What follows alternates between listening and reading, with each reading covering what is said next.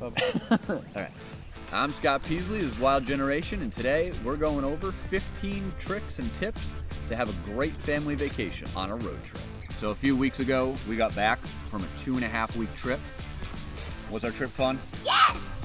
Yes, it was. And it was fun because we planned and had strategies to be successful when we were in the car. And we have a lot of good information based on generations of travel. I traveled with my parents for a long time when I was a kid, and now we're traveling as well. So I took things that they learned, and then I also took things that we learned. So we're gonna go over 15, 16, whatever it is, strategies that are excellent for improving your road trip and helping you to have a little less stress and a little bit more fun while you're traveling to your destination.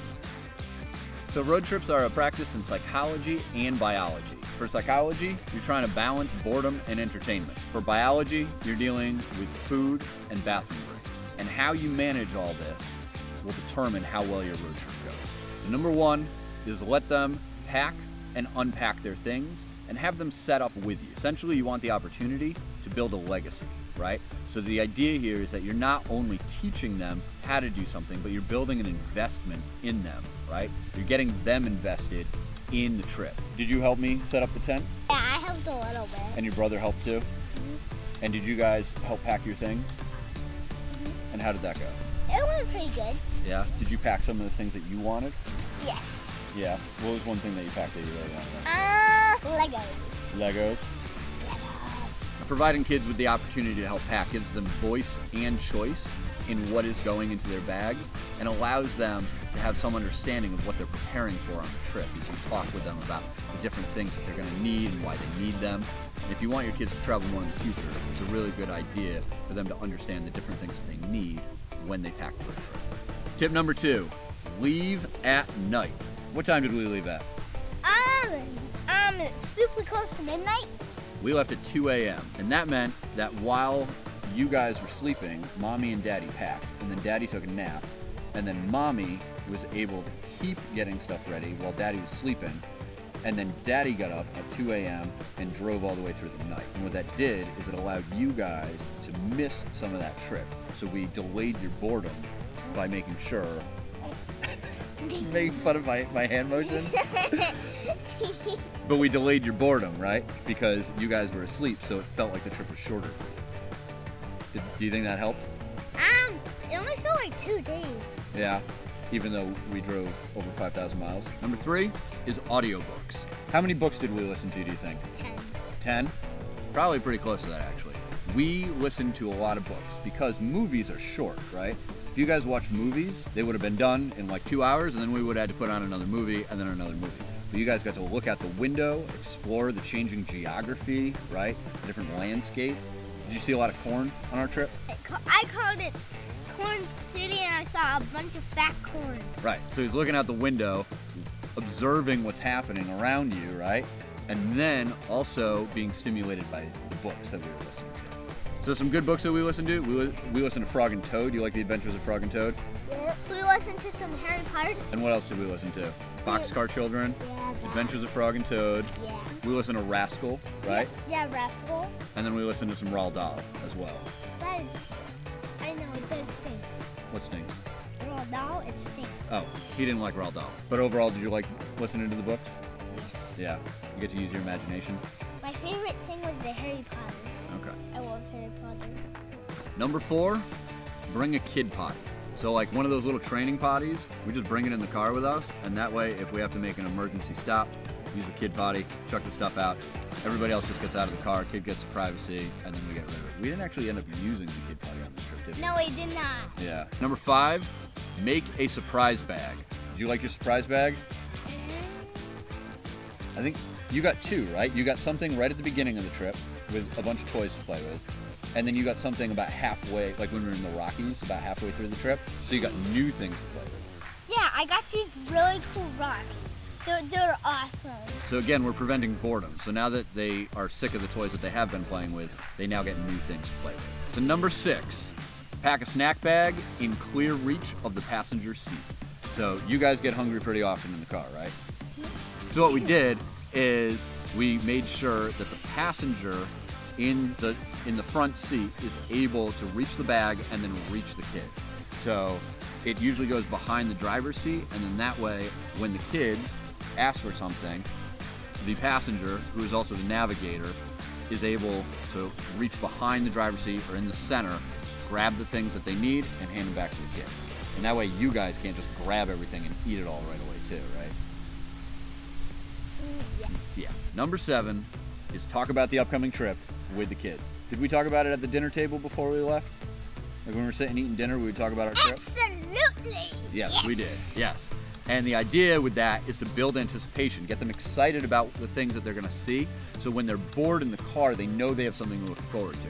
And they've been thinking about it for a while, and they're imagining what it's like in their minds, so that way when we get there, they're excited, they want to go explore rather than being tired and just wanting to like chill out at the campsite. They're going to go do fun things.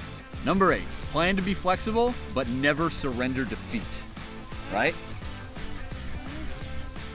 That's right. So, plan to be flexible means that you are going to have things that are problems. So like our minivan actually got into an accident right before we left for the trip, and we had to come up with a plan. So we rented a vehicle for the trip while the minivan was away, and it actually took, our trip was about 2.5 weeks, and it took 2.5 weeks for the minivan to get fixed. We thought about just giving up and not going on the trip. A couple of the kids actually even got sick before the trip, and that was kind of a problem. And we'd been working all summer at camp together. But we were like exhausted, and we left the day after camp ended. So both my wife and I worked at camp all summer, and then immediately the following day or I guess Sunday at 2 a.m., we got in the car and we took off. So it was crazy.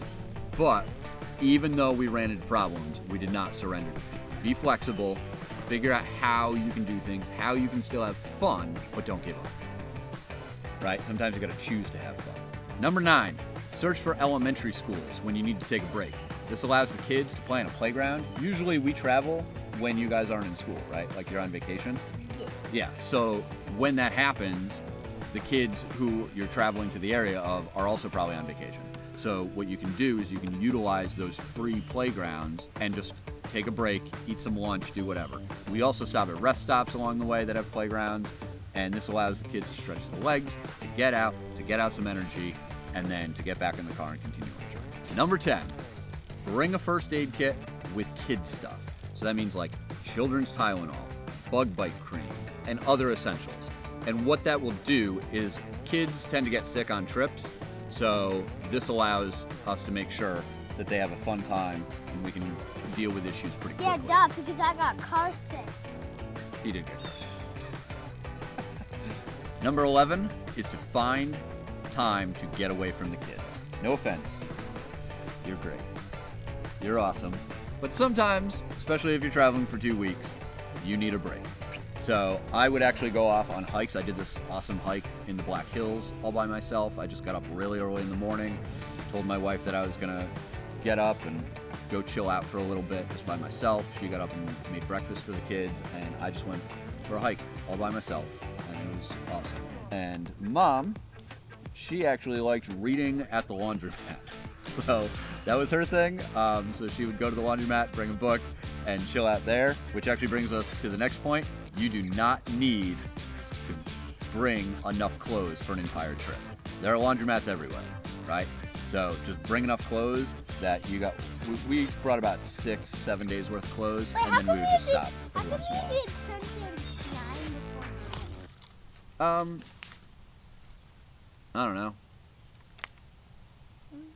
Do you want to read them? No. Okay. Number 12, delay everything. So that means that if the kids ask for a snack, tell them they can have one in 5 minutes. If the kids have to pee, tell them they can pee in 5 minutes. If they ask for you to put on an audiobook, tell them you're going to resume it in 5 minutes. Delay everything. Those 5 to 10 minutes add up throughout the entire trip, and eventually, really, Bird? Eventually that time will add up to the point that you've actually extended multiple hours of non-boredom and anticipation rather than just rushing through all the activities and not having stuff at the end or having them just get really bored. Next up, everybody pees at every stop. I don't care if it's been a half an hour and somebody all of a sudden has to pee again. Everybody gets out, everybody pees, and then everybody comes back into the vehicle. This makes sure that you can go the longest distances without stopping, even though it's incredibly frustrating to have to stop a half hour after and get everybody out. You've now extended the time significantly before the next pee break. The other thing that we do is we make sure that we manage their hydration. So we give them a water bottle. It's not always full. And we'll keep extra water bottles in the car that we will fill those semi-empty water bottles with. So by managing their hydration, they're not working out. They're not outside in the hot sun. We're in an air-conditioned vehicle. They don't need a lot of water. I'm not saying to, dehydrate them, but you can manage the amount that they're drinking to the point where it's a healthy, safe amount, and they are able to go longer between breaks. Number 14, or whatever number this is, car seat timeouts are a real thing. For some reason, and I don't know why this is, if you tell kids to be quiet in the car or keep their hands to themselves or whatever, they won't do it, usually. But if you tell them they now have a car seat timeout, which is basically them sitting in their seat, they can't talk and they can't put their hands on other kids, all of a sudden they understand that as timeout and they're in timeout. So nothing has really changed, but for some reason that works. So give them give them warnings and then give them car seat timeouts. You gonna come sit with me again? Yeah?